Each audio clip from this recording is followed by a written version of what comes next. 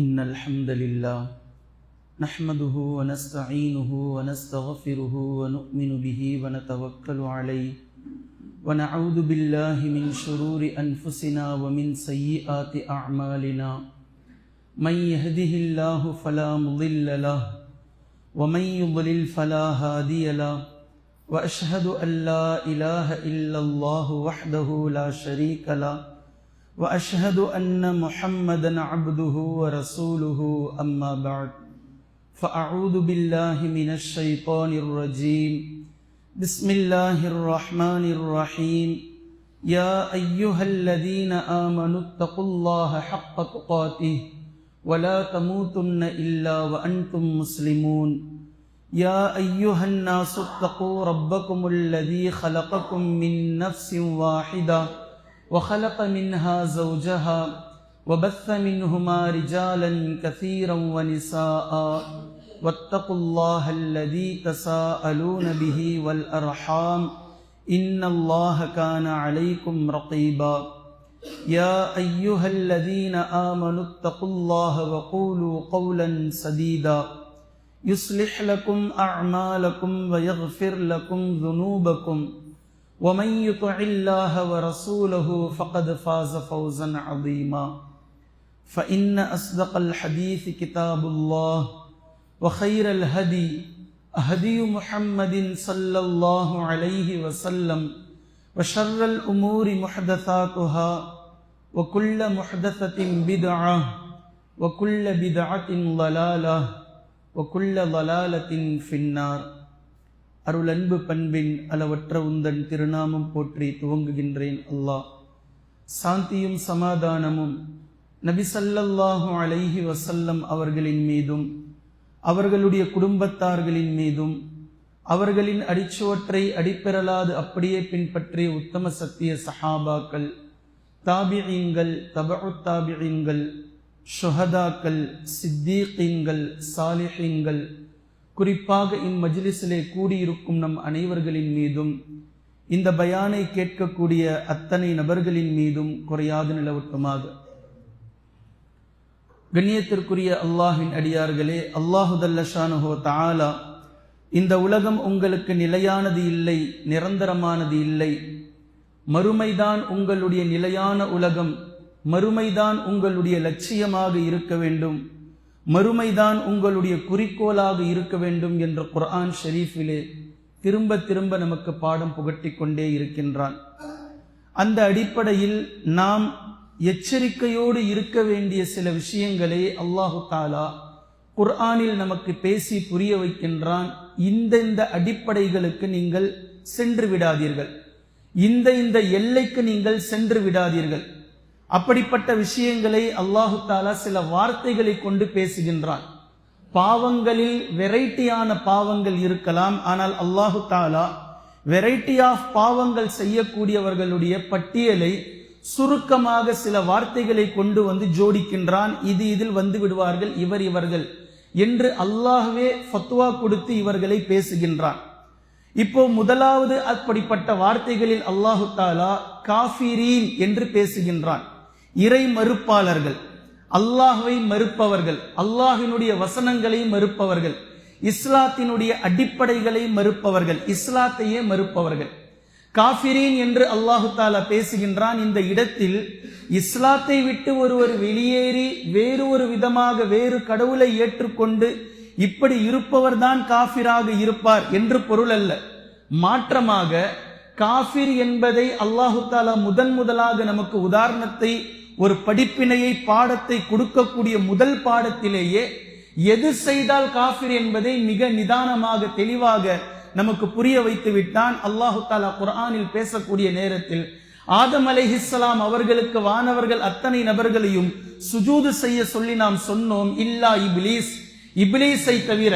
அபா வஸ்தக்பர வ கான மினல் காஃபிரீன். இப்லீஸ் ரப்பில்லை என்று மறுக்கல. இப்லீஸ் உனக்கு நான் இனி நீ யாரோ நான் யாரோ என்று இப்லீஸ் சொல்லல. நீ எனக்கு எஜமான் இல்லை, நான் உனக்கு அடிமை இல்லை என்று இப்லீஸ் சொல்லல. அந்த நேரத்திலும் சரி, அதற்கு பின்னாலும் சரி, அதற்கு முன்னாலும் சரி, அல்லாஹ்வை ரப்பு ரப்பு ரப்பு என்றுதான் அழைக்கின்றான். நீ இங்கிருந்து இறங்கி விடு, நீ இங்க இருப்பதற்கு தகுதி இல்லாதவன், நீ பூமிக்கு போயிடுன்னு சொல்லி அல்லாஹு தாலா சொல்லும் போது கூட ரப்பே எனக்கு அவகாசம் கொடு, ரப்பே என்னை வாழ விடு, ரப்பே என்னை இந்த மாதிரி கொடு என்று அல்லாஹ்வை ஏற்றுக்கொண்டு ரப்பு, அதுவும் அல்லாஹ் சொல்லல, ரப்பு ரப்பு ரப்பு என்றே பேசுகின்றான். இப்படியெல்லாம் பேசி இருந்தாலும் இந்த இடத்தில் அவன் காஃபிர் என்று முதல் கட்டத்தில் அல்லாஹு தாலா கொண்டு போய் வைப்பதனுடைய அடையாளமாக அல்லாஹு தாலா கொடுப்பது இறை கட்டளையை மறுத்தது. அவ்வளவுதான். இப்ப அல்லாஹ் எதை கட்டளையிட்டு இதை செய் இதை செய்யாதே என்று சொல்லுகின்றானோ, செய் என்று சொன்னதை செய்யாமல் ஒருவன் விடும்போது அதில் அவன் காஃபிராக ஆகின்றான். இது எது வேண்டுமானாலும் இருக்கலாம். அல்லாஹ் கடமையாக்கிய கட்டளையை ஒருவர் மறுக்கிறார், அவர் எல்லாமே அந்த காஃபிரீன்கள்ல போய் சேருவாங்க. அது அல்லாஹ்வை நேரடியாக மறுத்தலாக இருக்கலாம், அல்லாஹ் எதை நம்ப வேண்டும் என்று சொன்னானோ அதை மறுப்பதாக இருக்கலாம், அவனுடைய வார்த்தைகளை வசனங்களை மறுப்பதாக இருக்கலாம், அவனுடைய மறுமையை மறுப்பதாக இருக்கலாம், அவனுடைய உயிர் எழுப்புதலை மறுப்பதாக இருக்கலாம், எப்படியும் இருக்கலாம். அடிப்படையில் அல்லாஹ் சொன்னதை செய் என்று சொன்னதை யார் மறுப்பாரோ, அகாயிதுகளை மறுப்பார்களோ அவரை அல்லாஹு தாலா காஃபிரீன் என்று குர்ஆனில் பேசுகின்றான். பின்பு இரண்டாவது அல்லாஹு தாலா முஷ்ரிகீன், அல்லாஹோடு யார் வேறு ஒரு பொருளை, வேறு ஒரு சிலைகளை அல்லது வேறு ஒரு மனிதரை கடவுளுடைய ஸ்தானத்திற்கு தங்களுடைய அல்லாஹ்வுக்கு செய்ய வேண்டிய வணக்க வழிபாட்டில் கூட்டாக்குவார்களோ, அல்லது அல்லாஹ்வை விட்டு வேறு ஒரு கடவுளையே கடவுள் என்று ஏற்றுக்கொள்வார்களோ, இவர்களை முஷ்ரிகீன் என்று அல்லாஹு தாலா பேசுகின்றான். இதே போன்று மூன்றாவதாக அல்லாஹு தாலா முனாஃபிகீன் என்று பேசுகின்றான். முனாஃபிகீன் வார்த்தை வழியாக இஸ்லாத்தை ஏற்றுக்கொண்டிருக்கிறோம் என்று சொல்லுவார்கள், ஆனால் உள்ளத்திற்குள் இஸ்லாம் அவர்களுடையது போயிருக்காது.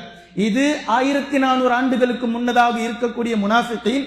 இப்ப இதை அப்படியே அண்டர்லைன் பண்ணிக்கோங்க, நான் போயிட்டு மறுபடியும் இதே இடத்துக்கு வரேன். நாலாவது ஃபாசிகீன் என்றும் அல்லாஹு தஆலா பேசுகின்றான். ஃபாசிகீன் பாவங்களை செய்யக்கூடியவர்கள், உதாரணமாக அல்லாஹ்வை வழிபடுவதில் இருந்து வெளியேறிக்கொண்டே இருப்பவர்கள், அல்லாஹுக்கு கீழ்ப்படிவதில் இருந்து கொஞ்சம் கொஞ்சமாக பாவம் செய்து வெளியேறிக்கொண்டே செல்பவர்கள், இவர்களை ஃபாசிகீன் என்று அல்லாஹு தஆலா பேசுகின்றான். உதாரணமாக மது அருந்துபவர் ஃபாசிக், மது அருந்துகிறார் அல்லது தம் அடிக்கிறார், கஞ்சா பழக்கம், இப்படி ஒரு பாவத்தை செய்பவர் ஃபாசிக் என்ற பட்டத்தை அல்லாஹ்வினால் பெறுகிறார். அதே போன்று லாலிமீன், லாலிமூன் என்றும் அல்லாஹு தஆலா பேசுகின்றான். அல்லாஹு தஆலா செய் அல்லது செய்யாதே என்று சொன்னதை அறியாமல் செய்து விட்டவர், மீண்டும் நல்ல வழிக்கு திரும்ப நினைப்பவர், இவர்களை லாலிமீன் என்று அல்லாஹு தஆலா பேசுகின்றான். அநீதம் செய்து விட்டவர், உதாரணத்திற்கு திருடினார் என்று வைத்துக் கொள்ளலாம், அடுத்தவர்களுடைய பொருளை திருடிவிட்டார், இப்ப இவர் லாலிமீன். எங்கு அல்லாஹு தஆலா இப்லீஸை காஃபிரீன் என்று பேசுகின்றானோ, அடுத்தடுத்த வசனங்களிலேயே ஆதம் அலைஹிஸ்ஸலாம் அவர்களையும் ஹவ்வா அலைஹிஸ்ஸலாம் அவர்களையும் அல்லாஹு தஆலா லாலிமீன் என்று பேசுகின்றான். ஃபதகூனா மினல் லாலிமீன், மினல் லாலிமீன் யார்? நபி ஆதம் அலைஹிஸ்ஸலாம் அவர்களும் நம்முடைய தாயார் ஹவ்வா அலைஹிஸ்ஸலாம் அவர்களும் லாலிமீன் என்று அல்லாஹு தஆலா பேசுகின்றான். ஆனால் அவர்கள் அறியாமல் செய்து விட்டார்கள், மீள நினைக்கிறார்கள். அப்ப மீண்டும் வந்துட்டாங்க. மீண்டு வரக்கூடிய நேரத்தில் ஆதம் அலைஹிஸ்ஸலாம் அவர்கள் பயன்படுத்திய வார்த்தையும் ரப்பனா வலம்னா அன்ஃபுஸனா, எங்களுக்கு நாங்களே அநீதம் செய்து கொண்டோம். இதே போன்று ஆறாவது முஜ்ரிமீன் என்று அல்லாஹு தஆலா பேசுகின்றான். குற்றவாளிகள் முஜ்ரிமீன், முஜ்ரிமூன், பெருங்குற்றத்தை செய்து பாவங்கள் செய்து விட்டோம், பாவங்கள் செய்கின்றோம் என்ற குற்ற உணர்ச்சியே இல்லாமல் பாவத்திற்கு மேல் பாவம், பாவத்திற்கு மேல் பாவம் செய்து அல்லாஹ்வினால் குற்றவாளிகள் தான் இவர்கள் என்று டிக்ளேர் செய்யப்பட்டவர்களை அல்லாஹு தஆலா முஜ்ரிம்கள், முஜ்ரிமீன்கள் என்றும் பேசுகின்றான். இதே போன்று ஏழாவதாக முஃப்சிதீன் என்று பேசுகின்றான். அதாவது கலகம் செய்பவர்கள். எந்த ஒரு சபையும் அமைதியாக அவர்களுக்கு இருந்தால் பிடிக்காது. இங்கிருக்கக்கூடிய செய்தி அங்கும், அங்கிருக்கக்கூடிய செய்தி இங்கும், இப்படி ஒருவர் பின் ஒருவர் மாற்றி சில விஷயங்களை அந்த சபைக்குள் கொண்டு வந்து கலகத்தை ஏற்படுத்துவார்கள். அல்லாஹு தஆலா இதையும் குர்ஆனில் முஃப்சிதீன், ஃபசாது செய்பவர்கள், இந்த ஃபித்னாவாதிகளை கொலை செய்வதை விட கடினமானது என்றும் அல்லாஹு தஆலா குர்ஆனில் பேசுகின்றான். இப்படி பலதரப்பட்ட அடிப்படையில் பேசக்கூடிய இந்த 7 வகையினர்களும் 4 வகையினர்கள், பின்னால் இருக்கக்கூடிய 4 வகையினர்களை முதல் 3 வகையிலே கொண்டு போய் சுருக்கிவிட முடியும். அதாவது காஃபிரீன், முஷ்ரிகீன், முனாஃபிகீன், இந்த மூன்றில் பின்னால் இருக்கக்கூடிய நால்வரையும் கொண்டு போய் சேர்த்து விட முடியும். ஃபாசிகீன், லாலிமீன், முஜ்ரிமீன், முஃப்சிதீன் இவர்கள் எல்லாம் அதற்குள் வந்து விடலாம். இப்ப அந்த முதலில் இருக்கக்கூடிய மூன்று நபர்கள், இந்த மூன்று கேட்டகரியில் பின்னால் இருக்கக்கூடிய இருவர்கள் முஷ்ரிகீன், முனாஃபிகீனை காஃபிரீனில் கடைசியாக அல்லாஹ் தஆலா மறுமையில் ஒரு சாராரில் கொண்டு வந்து வைப்பான். இப்போ இந்த மூவரில் மிகப்பெரிய டேஞ்சரானவர்கள் யார்? இந்த 7 நபர்களில் மிகவும் டேஞ்சரானவர்கள், ஆங்கிலத்தில் இதை ஹிப்போக்ரசி என்று சொல்வார்கள். முனாஃபிகீன், நிஃபாக், நஃப்த், நயவஞ்சகத்தன்மை, இதை ஆங்கிலத்தில் ஹிப்போக்ரசி என்று சொல்வார்கள். குர்ஆன் ஒட்டுமொத்தமும் இவர்கள் மிக கடினமானவர்கள், கடுமையானவர்கள், இவர்கள் டேஞ்சர் பார்ட்டி என்றே அல்லாஹ் தஆலா சொல்கின்றான். இப்ப இந்த விஷயத்தை உன்னிப்பாக நாம் கவனிக்க வேண்டும். மேலுரையில் ஒவ்வொன்றாக சொல்லும் போது முனாஃபிகீன்கள் வாய் வழியாக இஸ்லாத்தை ஏற்றுக்கொண்டோம் என்று சொல்வார்கள், ஆனால் அவர்கள் உள்ளத்தில் இஸ்லாம் தீன் இருக்காது என்பதை சொன்னோம். இது நேரடியாக முனாஃபிகீன்களை சொல்வது. ஆனால் நபி ஸல்லல்லாஹு அலைஹி வஸல்லம் அவர்கள் முனாஃபிகீன்களுடைய அடையாளத்தை நமக்கு சொன்னார்கள். முனாஃபிகீன்களுடைய அடையாளங்கள் எங்கு யாரிடத்தில் காணப்படுகிறதோ இந்த இடம் நாம் மிக எச்சரிக்கையோடு இருக்க வேண்டிய விஷயம். இப்ப இந்த பயானை உன்னிப்பாக நீங்கள் கவனியுங்கள். இன்ஷா அல்லாஹ் முனாஃபிகீன்களுடைய அடையாளங்களை நான் உங்களுக்கு காட்டுகின்றேன். இந்த முனாஃபிகீன்களுடைய அடையாளங்களை காட்டுவதற்கான பயானுடைய நோக்கம் நன்கு விளங்கிக் கொள்ளுங்கள். இந்த பயான் நம்மை நாமே சுத்தப்படுத்திக் கொள்வதற்காக, நம்மை நாமே பரிசுத்தப்படுத்திக் கொள்வதற்காக நான் பேசுகின்றேன். என்னை நான் தூய்மையானவனாக அல்லாஹ்விடத்தில் ஆக்க வேண்டும் என்பதற்காக நீங்கள் இந்த பயானை கேட்கிறீர்கள். நீங்கள் உங்களை தூய்மைப்படுத்திக் கொள்ள வேண்டும் என்பதற்காக இந்த பயானை யார் கேட்பார்களோ அவர்களை இன்ஷா அல்லாஹ் தூய்மைப்படுத்திக் கொள்வார்கள். ஒருவேளை இப்போது சொல்லப்படுகின்ற பின்னால் இருக்கக்கூடிய விஷயங்களை கேட்கக்கூடிய நேரத்தில் உங்களுடைய உள்ளத்தில் உங்களை பற்றி சிந்தனை வராமல் வேறு ஒருவரை பற்றி சிந்தனை வந்தால், உங்களுடைய சிந்தனையில் வேறு ஒருவரை நீங்கள் நினைத்தால், உங்களுடைய பார்வைகள் வேறு ஒரு நபர்களின் பக்கம் திரும்பினால், உங்களுடைய தலை வேறு ஒரு நபரின் பக்கம் திரும்பினால், இது இன்னாருக்குத்தான், இது இன்னாருக்குத்தான், இது இவருக்குத்தான், இது அவருக்குத்தான் என்று உங்களுடைய உள்ளங்களில் ஏற்பட்டால் நன்கு விளங்கிக் கொள்ளுங்கள், நாம் தான் முதல் முனாஃபிக்.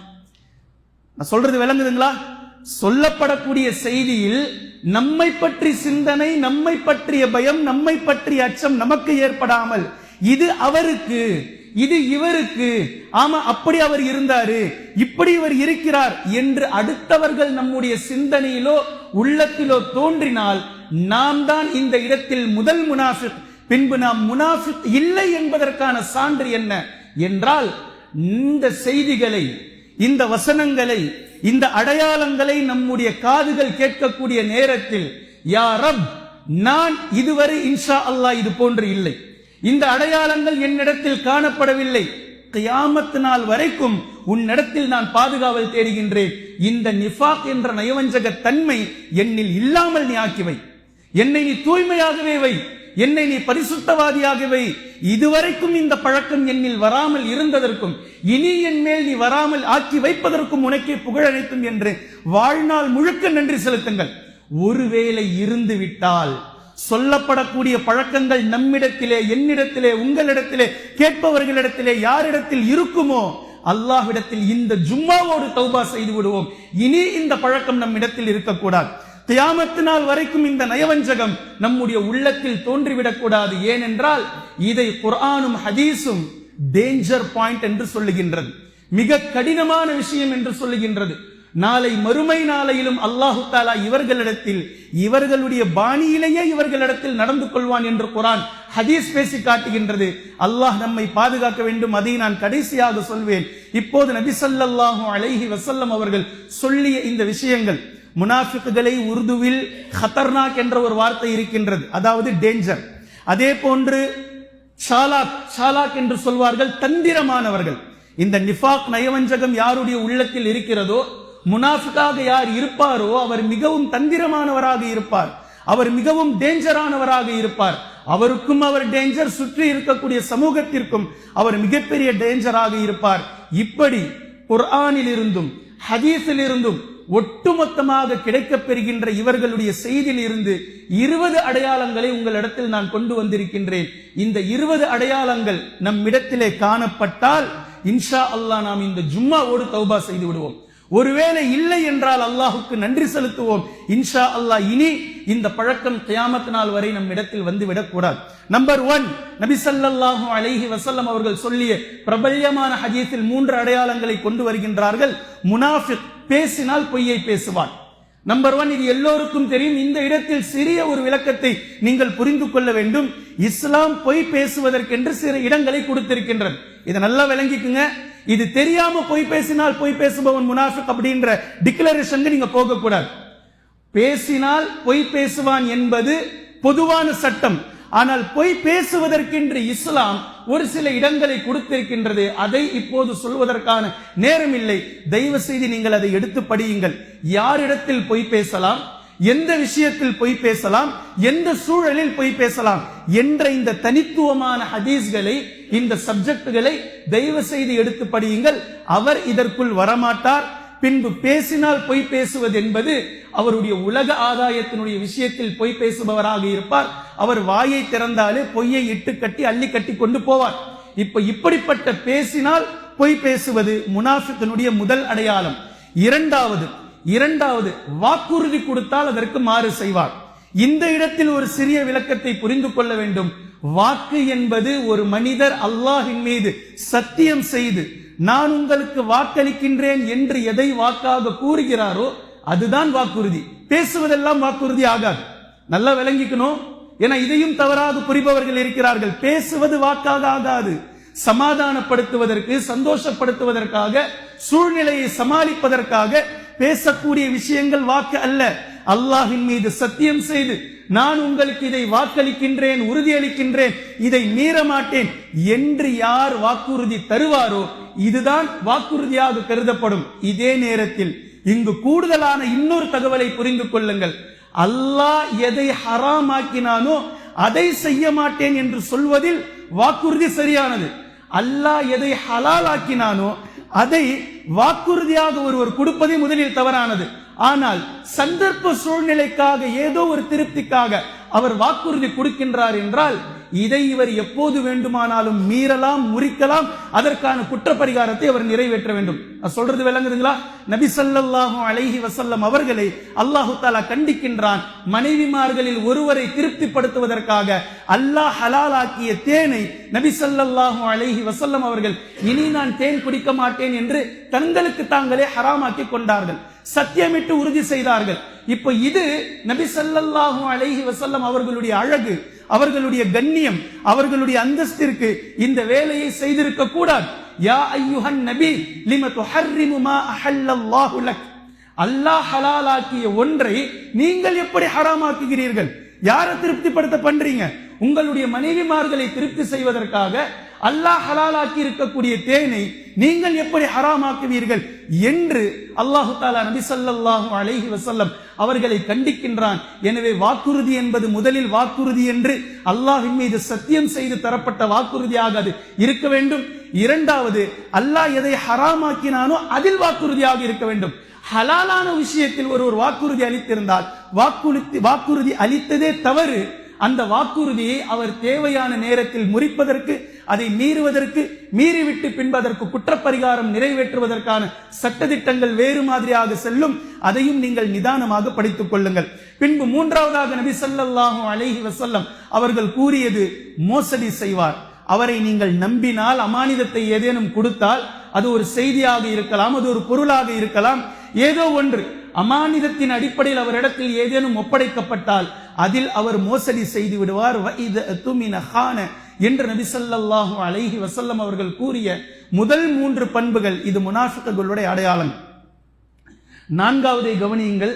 முனாஃபிகீன்களிடத்தில் இருக்கக்கூடிய மிக கொடுமையான, கடினமான பண்பு வாக்குவாதம் செய்வார்கள். வாக்குவாதம் என்பது அல்லாஹு தஆலா தர்க்கம் என்று பேசுகின்றான். வஜாதில்ஹும் பில்லதி ஹி அஹ்ஸன். நபியே, அழகான முறையில் அவர்களிடத்தில் தர்க்கம் செய்வீராக. இது குர்ஆன் சொல்லுகின்றது அழகிய தர்க்கம் என்று. முன்னால் வாழ்ந்த அறிஞர்கள், இமாம்கள் பலர் தர்க்கம் செய்திருக்கிறார்கள். பலர் தங்களுக்கான குர்ஆன் ஹதீஸுடைய விஷயத்தில் இந்த விஷயத்தில் நான் இன்னாருக்கு முரண்படுகின்றேன், இந்த விஷயத்தில் நான் எனது கருத்தை ஆழமாக பதிவு செய்கின்றேன், ஆனால் பிறருடைய கண்ணியத்தையோ பிறருடைய விஷயத்தை சிறுமைப்படுத்துவதையோ எந்த இமாம்களும் முன்னோர்களும் அறிஞர்களும் செய்யவே இல்லை. சஹாபாக்களுக்கு மத்தியில் கருத்து வேறுபாடு வந்திருக்கின்றது. கருத்து வேறுபாடை கருத்து வேறுபாடாக அழகாக எடுத்து வைத்தார்கள். ஆனால் முனாஃபிக்குகள் என்ன செய்வார்கள் என்றால் வாக்குவாதம் செய்வார்கள், தர்க்கம் செய்வார்கள், அதில் எல்லை மீறுவார்கள். பேட் வேர்ட்ஸ் யூஸ் பண்ணுவாங்க, கெட்ட வார்த்தைகளை யூஸ் பண்ணுவார்கள், எதிராளியை தலைகுனிய வைப்பதற்காக தேவையில்லாத பர்சனல்களை இழுப்பார்கள். அதே போன்று அவர்களுடைய நோக்கம் இந்த இடத்தில் வாதம் செய்து சரி எது தவறு எது என்பது காண்பதல்ல, ஜெயிப்பது மாத்திரமே நோக்கமாக இருக்கும். இவர்கள் ஜெயிக்க வேண்டும் என்பதற்காக எதிராளிகள் வைக்கக்கூடியது தங்களுடைய மனதிற்கு சரி என்று பட்டாலும் அதை பொய்யாக்குவார்கள். அதில் பல கருப்பு புள்ளிகளை வைத்து மக்களுக்கு காட்டுவார்கள். இப்படி வாக்குவாதம் செய்வார்கள். இதில் அவர்களுக்கு ஜெயிப்பது மாத்திரம்தான் நோக்கமாக இருக்கும்.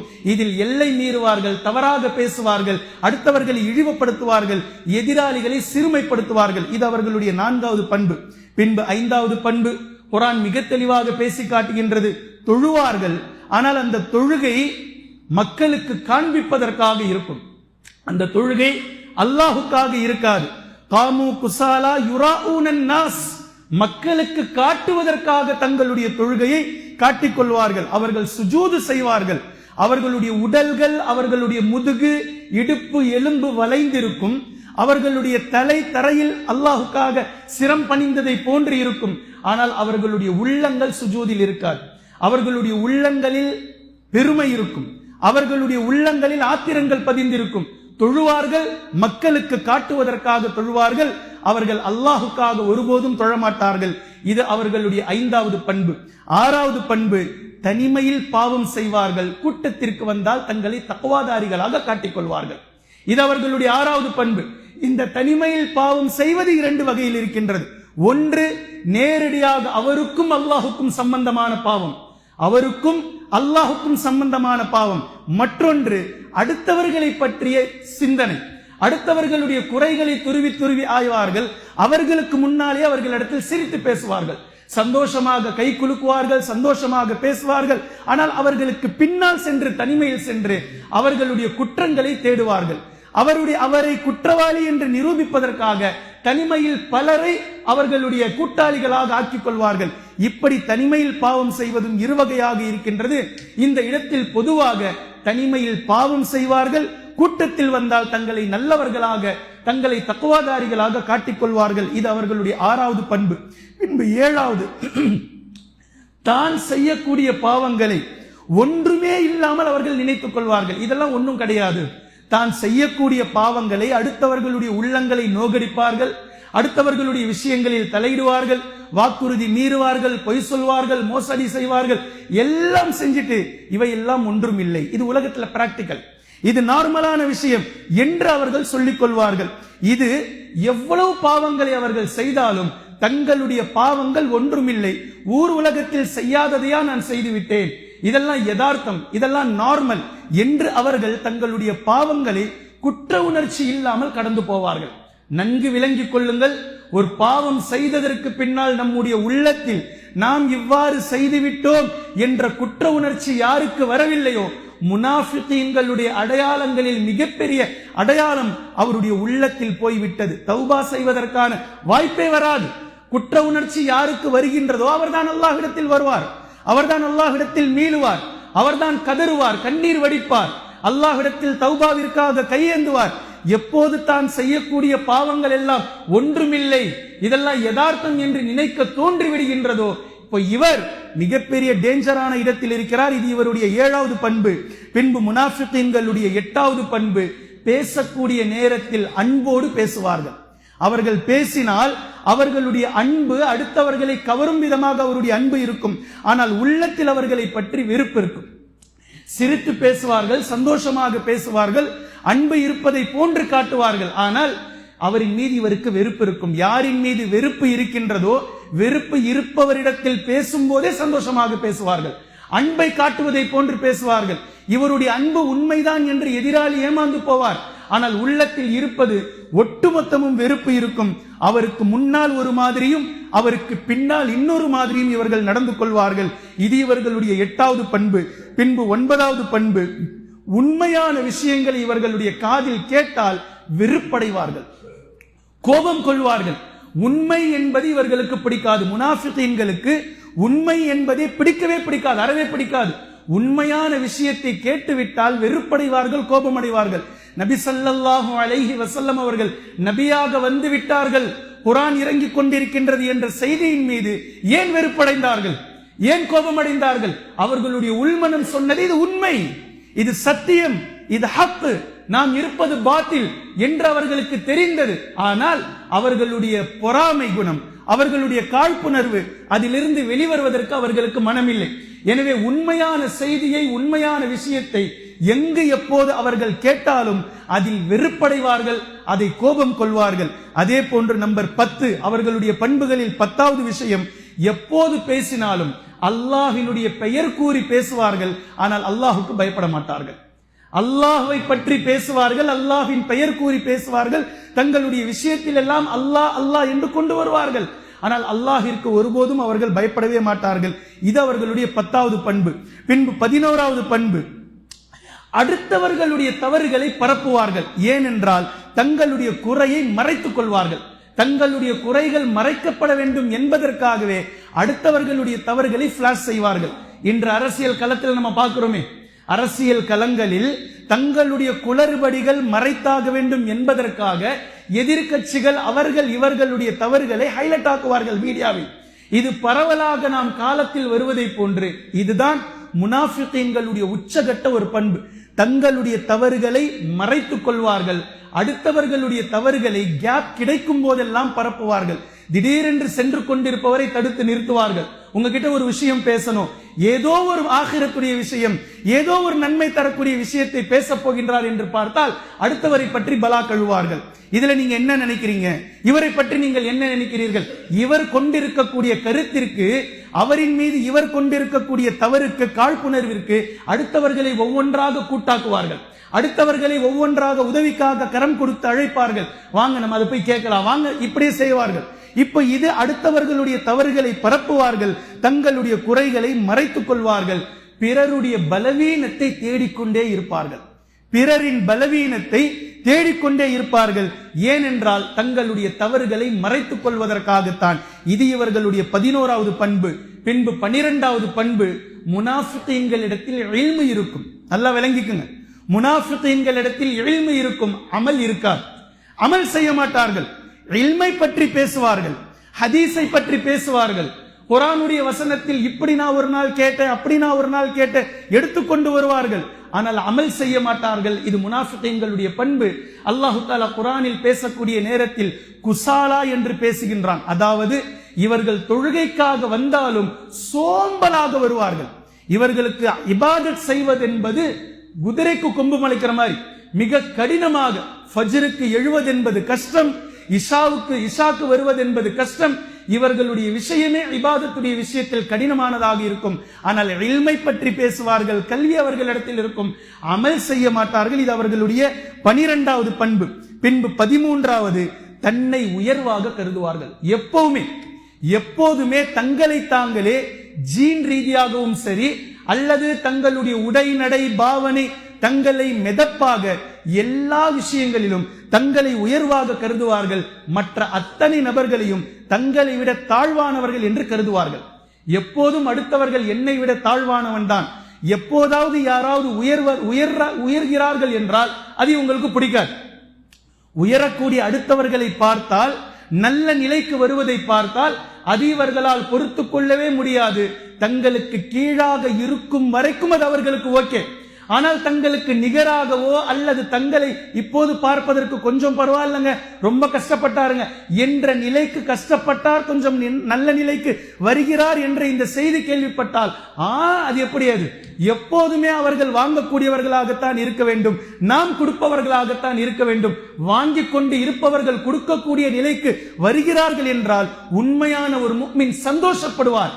நாம் கொடுத்த ஜகாத் நாம் கொடுத்த சதகா வீணாகவில்லை, நேற்று என்னிடத்தில் வாங்கியவர் அல்ஹம்துலில்லாஹ் அல்லாஹ் இன்றவரை கொடுக்க வைத்து விட்டார் அப்படின்னு சொல்லி முஃமின்கள் சந்தோஷம் அடைவார்கள். ஆனால் முனாஃபிகீன்கள் வாங்குபவர்கள் எப்போதும் வாங்குபவர்களாக இருக்கட்டும், ஒருபோதும் அவர்களுடைய நல்ல நிலையை இவர்கள் ஏற்றுக்கொள்ளவே மாட்டார்கள்.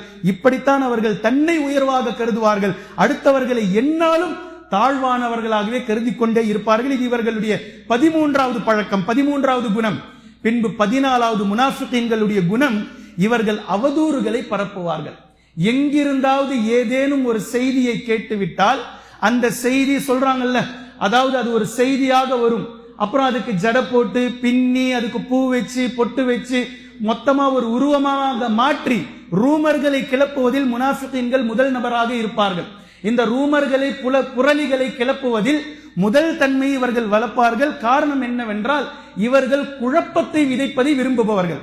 குழப்பம் அடையணும் இந்த இடம், இந்த விஷயங்கள், இந்த மாகாணம், இந்த மொஹல்லா, இந்த சமூகம், இந்த ஊர், இந்த நாடு குழப்பத்தில் ஒட்டுமொத்த மக்களும் நாசமாக வேண்டும் என்பதை விரும்பக்கூடியவர்கள். அதனால் புரளிகளை வெளிப்படுத்துவதை கிளப்புவதை இவர்கள் விரும்பக்கூடியவர்கள். அதை தொடர்ச்சியாக செய்து கொண்டே இருப்பார்கள். இது அவர்களுடைய 14வது பண்பு, 14வது குணம். பின்பு முனாஃபிகீன்களுடைய 15வது குணம், அடுத்தவர்களுடைய கஷ்டங்களில் இன்பம் காணுவார்கள். அடுத்தவர்கள் கஷ்டப்படுகிறார்கள் என்று தெரிந்தால் அது அவர்களுக்கு சோகத்தையோ கஷ்டத்தையோ அது அவர்களுக்கு சிரமத்தையோ ஏற்படுத்தாது. அதை அவர்கள் உள்ளத்தால் சந்தோஷப்படுவார்கள். நல்லா கஷ்டப்படட்டும், நல்லா ஆகட்டும். சிலருடைய கஷ்டத்தை கேட்கும் போது சிலர் பல நேரங்களில் சந்தோஷப்படுவதை நாம பார்க்கிறோம். ஏற்கனவே அவர் கஷ்டப்படுவார், ஆனா அவருக்கு இன்னும் கொஞ்சம் இவர் பதுவா கொடுப்பார். ஆகட்டும் ஆகட்டும், அப்படியா இருந்தா இவன் இப்படியா, இப்படிதான் ஆகணும், அவனுக்கு அப்படிதான் ஆகணும் என்று அவர்களுடைய கஷ்டத்தை சந்தோஷப்படுபவர்களாகத்தான் முனாஃபிகீன்கள் இருப்பார்கள். இது அவர்களுடைய 15வது பண்பு. பின்பு 16வது, உறவுகளை சேர்த்துக் கொள்வார்கள். உறவுகளை சேர்ப்பது போன்று இருக்கும். இவர்கள் உறவுகளிடத்தில் உறவினர்களிடத்தில் உறவாடுவதெல்லாம் உலக ஆதாயத்திற்காக உறவாடுவார்களே தவிர அல்லாஹுக்காக யாரையும் நேசிக்க மாட்டார்கள். உறவுகளை பேண மாட்டார்கள், உறவுகளை பயன்படுத்துவார்கள். சொல்றது விளங்குதா? உறவு முறைகளை பேணிக்கொள்ள மாட்டார்கள். உறவுகளை உலக ஆதாயத்திற்காக தங்களுக்கு எது தேவையோ அதில் அவர்கள் பயன்படுத்திக் கொள்வார்கள். இப்படி உறவினர்களிடத்தில் இவர்கள் இருப்பார்கள். இது முனாஃபிகீன்களுடைய பண்பு. 17வது முனாஃபிகீன்களுடைய பண்பு, பாவத்திற்கு பின்னால் அல்லாஹ்விடத்தில் வெட்கப்பட மாட்டார்கள். ஒரு பாவம் செய்துவிட்டால், குற்ற உணர்ச்சி அவருடைய உள்ளத்தில் இருந்தால், உண்மையான நாம் பாவம் செய்து விட்டோமே என்று லவ்வாமாவான இப்படியா அப்படியான்னு சொல்லிட்டு நம்ம செஞ்சிட்டோமே பண்ணிட்டோமே என்ற நஃப்ஸ் அவருக்கு இருக்கும் வரைக்கும் அவர் நல்ல வழி போவதற்கான ஒரு வாய்ப்பு இருக்கின்றது.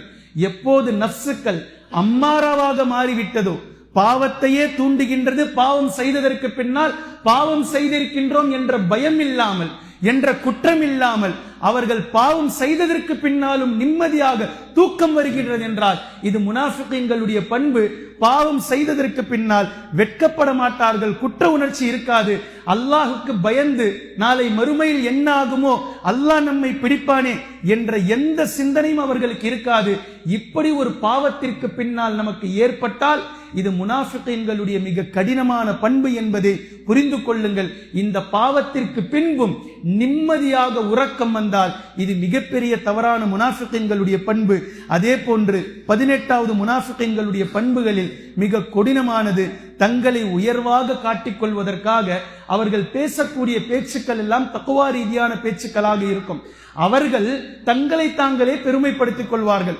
நாங்க அப்படி, நாங்க இப்படி, நாங்க இப்படி தொழுதுருவோம், நாங்க அப்படி தொழுதுருவோம், நாங்க இப்படி நோன்பு வச்சிருவோம், நாங்க அப்படி நோன்பு வச்சிருவோம் என்று தங்களை தாங்களே சில விஷயங்களை கொண்டு அவர்களே தங்களுக்கு தாங்களே நாங்கள் இப்படி இப்படி இப்படி அடுத்தவர்கள் பார்க்கும்போது இவர்களை தக்வாதாரியாக எண்ண வேண்டும் என்பதற்காக இஸ்லாத்தினுடைய சில வழிமுறைகளை நாங்கள் இப்படி இப்படி கடைபிடிப்போம், இப்படி இப்படி கடைபிடிப்போம், இப்படி இப்படி இவர்களாக வாலண்டரியாக, கேட்டல்ல வாலண்டரியாக இவர்களாகவே சென்று இவர்கள் செய்யக்கூடியதை சொல்லிக் கொண்டு காட்டிக்கொண்டு இருப்பார்கள். தங்களை உயர்வாக கருதி கொள்வார்கள். அதாவது உள்ளத்தில் முழுக்க முழுக்க இவர்களுக்கு பெருமை புகுந்திருக்கும்.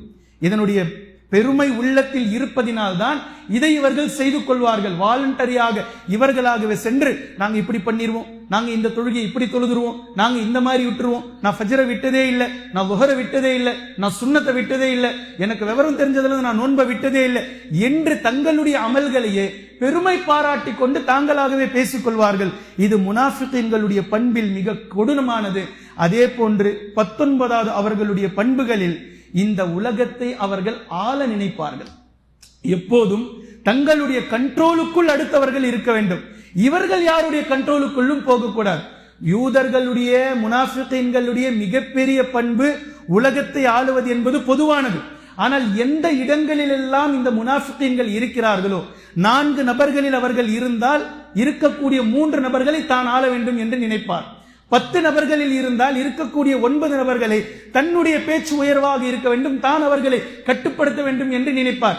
எந்த சபையில் அவர் இருக்கிறாரோ தன்னை பெரிய நபராக ஆக்கிக் கொண்டு சபையில் இருக்கக்கூடிய மற்ற நபர்களை தான் ஆள வேண்டும். அவர்களுக்கு எந்த சுதந்திரமும் இல்லை, அவர்களுடைய எந்த கருத்துரிமையும் இல்லை, அவர்களுக்கு பேசுவதற்கு எந்த கருத்தும் இல்லை என்று தானே ஆளக்கூடியவர்களாக இருப்பதில் அவர்கள் எப்போதுமே வல்லமை படைத்தவர்கள். அடுத்தவர்களை சிறுமைப்படுத்தி நினைப்பதுதான் அவர்களுடைய பண்பில் மிக கொடூரமானது. இது இவர்களுடைய 19வது பண்பு. அதே போன்று 20வது பண்பு இவர்களிடத்தில் இருக்கக்கூடியது, தௌபா செய்ய மாட்டார்கள். தௌபா செய்வது என்பது முனாஃபிக்குகளுடைய பண்பல்ல, முஃமினுடைய பண்பு. தௌபா என்பது முஃமினுடைய பண்பு. செய்துவிட்ட தவறுகளுக்காக தெரிந்தோ தெரியாமலோ அறிந்தோ அறியாமலோ வேண்டும் என்றோ எப்படியோ இருளிலோ பகலிலோ செய்த தவறுக்கு தௌபா செய்து அல்லாஹ்விடத்தில் மன்றாடுவது என்பது முனாஃபிகீன்களுடைய பண்பாக இருக்காது, அது முஃமினுடைய பண்பு.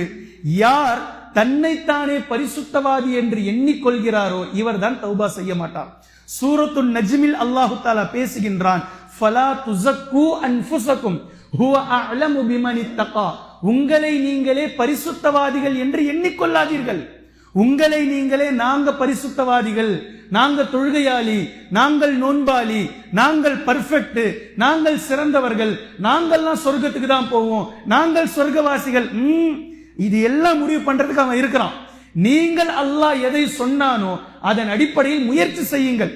உங்களை நீங்களே பரிசுத்தவாதிகள் என்று எண்ணிக்கொள்ளாதீர்கள். ஹுவ அஅலமு பிமன் இத்தகா.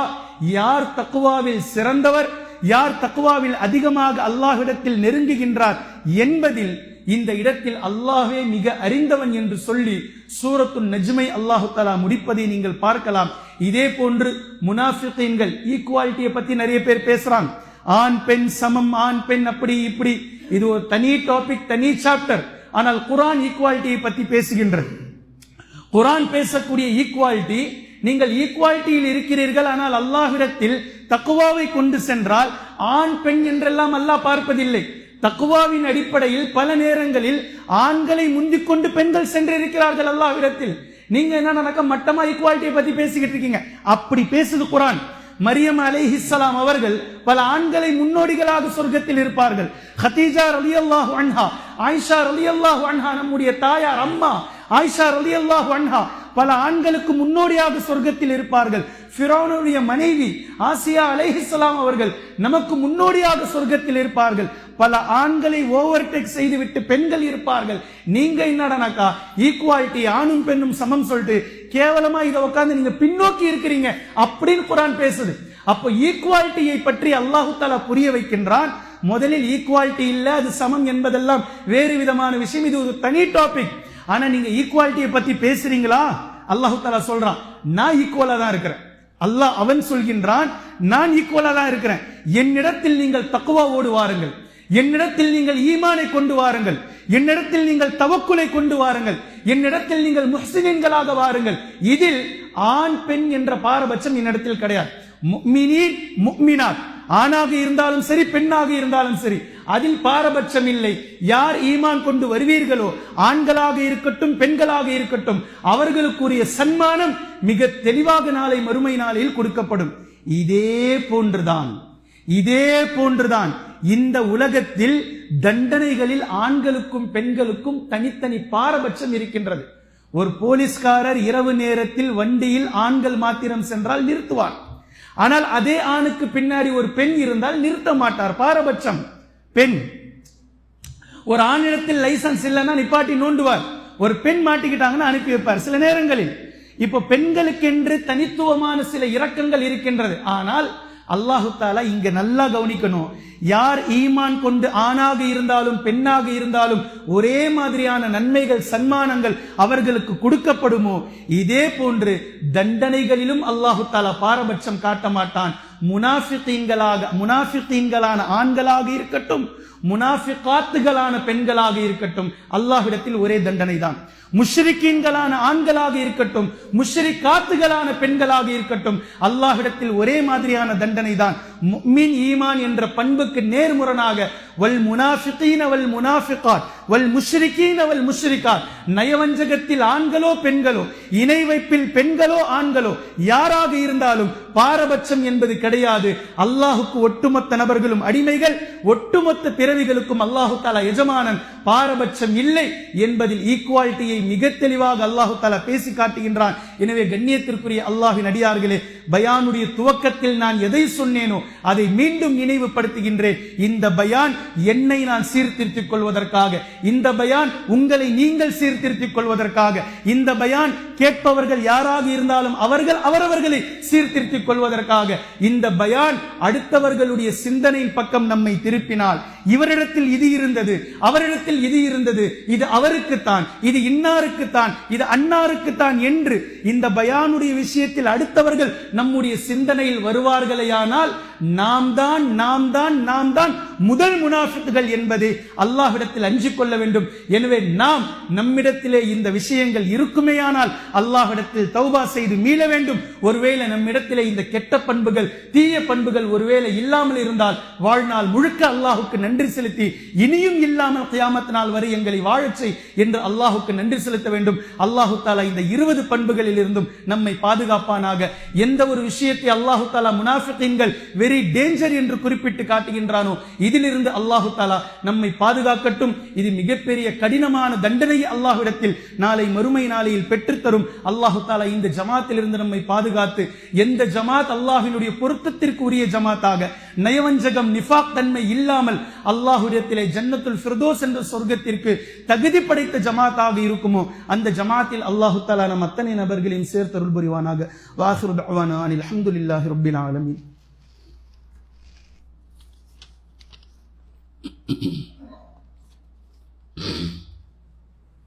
அல்ஹம்துலில்லாஹி ரப்பில் ஆலமீன். கண்ணியத்திற்குரிய அல்லாஹ்வின் அடியார்களே, மற்ற குற்றவாளிகளை பொறுத்த மட்டிலும் ஒரு விதமாக இஸ்லாம் சொல்லி இருக்க, முனாஃபிகீன்களை பற்றி மாத்திரம் குர்ஆனும் ஹதீஸும் வேறு விதமாக கையாண்டிருப்பதை நம்மால் பார்க்க முடிகின்றது. முனாஃபிகீன்கள் யார் என்று மதீனாவில் வந்ததற்கு பின்னால் நபி ஸல்லல்லாஹு அலைஹி வஸல்லம் அவர்களுக்கு அல்லாஹு தஆலா காட்டி கொடுத்தானே தவிர அடையாளப்படுத்தி எல்லோருக்கும் மத்தியில் தெரிய வையுங்கள் என்று சொல்லல. ஏனென்றால் இந்த தீர்ப்பை அல்லாஹ்விடத்தில் விட்டுவிடுங்கள். இவர்கள் நயவஞ்சகர்கள், ஆனா நீங்க என்ன செய்யக்கூடாது, இவர் முனாஃபிக் இவர் முனாஃபிக் இவர் முனாஃபிக் போய் சொல்லக்கூடாது. ஆனா நபி அவர்களுக்கு அல்லாஹு தஆலா காட்டி கொடுத்தான், இவர் முனாஃபிக் இவர் முனாஃபிக் இவர் முனாஃபிக். இவர் உங்களுடைய சபைக்கு வந்தால் நீங்கள் ஜாக்கிரதையாக இருங்கள். இந்த ஜமாத் உங்களுடைய சபைக்கு வந்தால் இது முனாஃபிகீன்களுடைய ஜமாத், இதில் நீங்கள் எச்சரிக்கையாக இருங்கள் என்று நபி ஸல்லல்லாஹு அலைஹி வஸல்லம் அவர்களுக்கு அல்லாஹ் காட்டி கொடுத்தானே தவிர இதை நீங்கள் பகிரங்கப்படுத்துங்கள், பிரகடனப்படுத்துங்கள், மக்கள் எச்சரிக்கை அப்படி சொல்லல. அப்ப இந்த விஷயத்தை அல்லாஹு தஆலா தன்னளவில் வைத்திருக்கின்றான். முனாஃபிகீன்கள் யார் என்று தெரிந்தாலும் ஒவ்வொரு நபர்களும் எச்சரிக்கையோடு இருக்க வேண்டும். முனாஃபிகீன்களுடைய அடுத்தவர்கள் முனாஃபிக்குகளாக இருக்கிறார்களா இல்லையா என்பதை தாண்டி இப்போது காலத்தின் கட்டாயம் நமக்கு தேவையானது, முனாஃபிகீன்களுடைய பண்புகள் நம்மில் ஊடுருவி விட்டதா, நாம் முனாஃபிகீன்களாக மாறிவிட்டோமா என்று உமர் ரலியல்லாஹு அன்ஹு அவர்கள் எப்படி தன்னைத்தானே பயந்தார்களோ அப்படி பயப்படக்கூடிய ஒரு காலகட்டத்தில் நாம் இருக்கின்றோம். நம்மிடத்தில் இந்த பழக்கங்கள் குடிபுகாமல் இருப்பதற்கு அல்லாஹ்விடத்தில் நாம் துஆ கேட்டுக்கொண்டு மன்றாடிக்கொண்டு இருக்க வேண்டும். நபி ஸல்லல்லாஹு அலைஹி வஸல்லம் அவர்கள் ஹுதைஃபத்துல் யமான் ரலியல்லாஹு அன்ஹு அவர்களிடத்தில் முனாஃபிக்குகளுடைய பட்டியலை கொடுத்திருந்தார்கள். இப்போ முனாஃபிக்குகளுடைய பட்டியல் ஹுதைஃபத்துல் யமான் ரலியல்லாஹு அன்ஹு அவர்களிடத்தில் இருப்பது என்பது சஹாபாக்களுக்கு தெரியும். ஆனால் எந்த ஒரு சஹாபியும் எங்க கொஞ்சம் காட்டுங்க, யார் இருக்கிறான்னு காட்டுங்க அப்படிலாம் போகல. ஏன்? அது அல்லாஹு தாலாவும் அல்லாஹுடைய தூதர் ஸல்லல்லாஹு அலைஹி வஸல்லம் அவர்களும் அது ரகசியம் எண்ணினார்கள், சஹாபாக்களும் அதை ரகசியமாகவே பேணினார்கள். அடையாளங்களாக வெளிப்படும் போது அதில் எச்சரிக்கையாக இருந்தார்களே தவிர யார் முனாஃபிக்குகள் என்று தேடி அலையவில்லை. எனவே முனாஃபிக்குகளை தேடி அலைவதை விடவும் நிஃபாக், நயவஞ்சகத்தன்மை, ஹிபாக்ரசி நமக்குள் வராமல் இருப்பதற்கு நாம் என்ன செய்ய வேண்டும் என்பதைத்தான் நாம் புரிந்து கொள்ள வேண்டும். அல்லாஹு தஆலா குர்ஆனில் பேசக்கூடிய நேரத்தில் சூரத்துன் நிசாவில் இன்னல் முனாஃபிகீன ஃபித் தர்கில் அஸ்ஃபலி மினன் நார், முனாஃபிகீன்கள் நரகத்தினுடைய அகல பாதாளத்திற்கு, அடி பாதாளத்திற்கு அவர்கள் சென்று விடுவார்கள். அவர்களுடைய தண்டனை மிக கடினமானதாக இருக்கும். கிட்டத்தட்ட ஒரு ஹதீஸ், ஒரு ரிவாயத்தின் அடிப்படையில் ஷைத்தான் ஆச்சரியப்படக்கூடிய அளவிற்கு முனாஃபிகீன்களுடைய தண்டனை இருக்கும். ஷைத்தான் ஆச்சரியப்படக்கூடிய அளவிற்கு. ஏன்னா ஷைத்தானை அல்லாஹு தஆலா காஃபிருடைய பட்டியலில் சேர்த்திருக்கிறான். முனாஃபிகீன்கள் மிக டேஞ்சரானவர்கள். காஃபிரீன்களை விடவும் முஷ்ரிக்கீன்களை விடவும் ஷைத்தான் ஆச்சரியப்படக்கூடிய அளவிற்கு முனாஃபிகீன்கள் நாளை மறுமை நாளில் தண்டனை, வேதனை அனுபவிப்பார்கள் என்பதை நாம் பார்க்கின்றோம். எனவே கண்ணியத்திற்குரிய அல்லாஹ்வின் அடியார்களே, இந்த இடத்தில் நாம் கவனமாக இருந்தாக வேண்டும். இதை நாம் கவனத்தோடு கையாள வேண்டும். அல்லாஹு தஆலா ஒட்டுமொத்த நபர்களையும் இது போன்ற நிஃபாக்கில் இருந்து நம்மை பாதுகாப்பானாக.